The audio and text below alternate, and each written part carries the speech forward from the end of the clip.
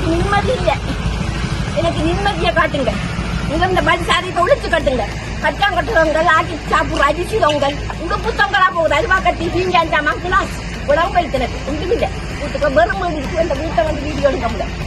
மாறி வந்தா படுக்கல பகவான் கண்ணி அது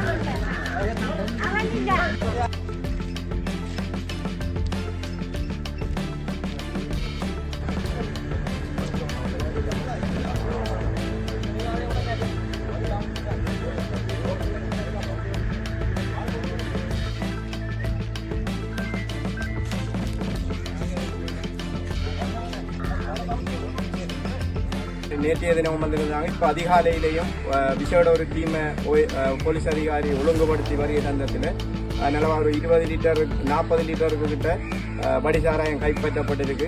இந்த பிரதேசத்து மக்களோட நிலைமை மிகவும் வருந்தத்தக்கபடியாக இருக்கு. அதாவது என்னிடம் ஒரு அம்மா கூறின விடயம், தனது கணவர் வந்து இந்த மதுபோதையை அறிந்தித்து வந்தோடனே தன்னுடைய பெண் குழந்தைய தன்னோட அந்த வீட்டில் நிற்காம பக்கத்து வீட்டுக்கு அனுப்ப வேண்டிய சூழல் காணப்படுகிறது. ஆகவே அனைவரும் அதிபதி ஜனாதிபதி இந்த நாட்டினை போதையற்ற நாடாக